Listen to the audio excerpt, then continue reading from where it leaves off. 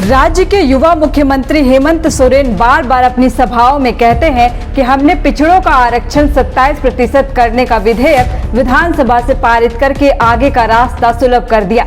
लेकिन विधानसभा से पारित आरक्षण विधेयक को आज राजभवन ने यह कहते हुए वापस कर दिया कि यह कानूनी तौर पर सही नहीं है। राजनीति के चित और पट में उछलते सिक्के पर आपका ध्यान जाने से पहले हम चाहते हैं कि इस विधेयक की पूरी कहानी आप समझें।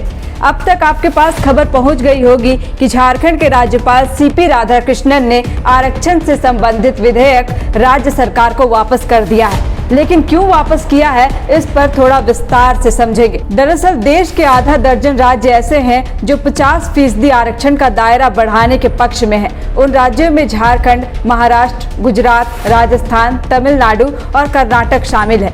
ये ऐसे राज्य हैं जो आरक्षण के दायरे को बढ़ाकर अपने राजनीतिक और सामाजिक समीकरण को मजबूत करना चाहते हैं। झारखंड में लंबे समय से आरक्षण सीमा को बढ़ाने की मांग चल रही है। राज्य सरकार पूरी तरह से आरक्षण सीमा को बढ़ाने के पक्ष में है, लेकिन अब यह थोड़ा मुश्किल है क्योंकि राज्यपाल सीपी राधाकृष्णन ने विधेयक राज्य सरकार को वापस कर दिया है।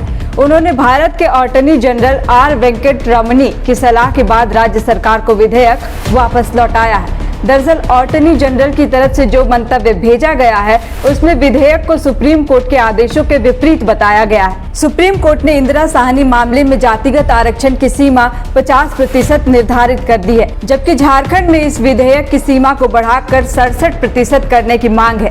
हालांकि देश की आरक्षण सीमा की बात करें तो साल 2019 में मोदी सरकार ने सामान्य वर्ग को आर्थिक आधार पर 10% आरक्षण देने का प्रावधान शुरू कर दिया है। इससे देश में आरक्षण प्रतिशत 60 हो गया है। झारखंड विधानसभा से सर्वसम्मति से विधेयक पारित करके राज्य में कुल आरक्षण 77% करने की दिशा में कदम उठाया गया है।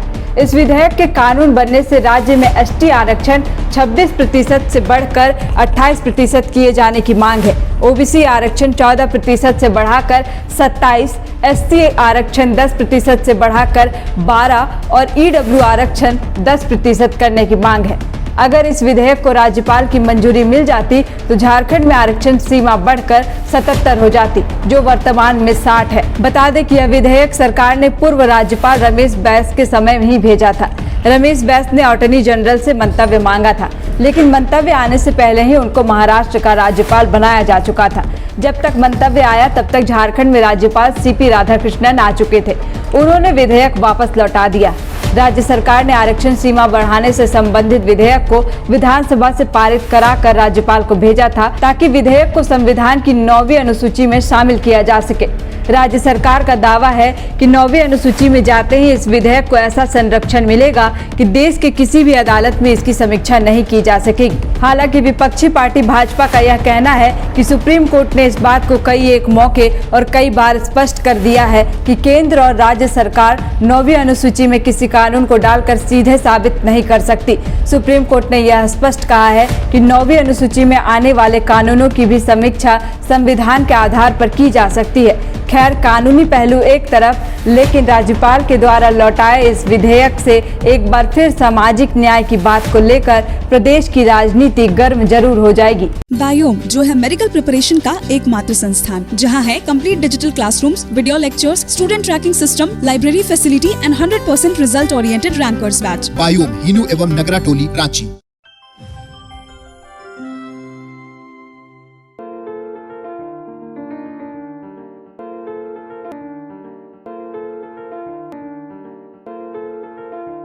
thefollowup.in.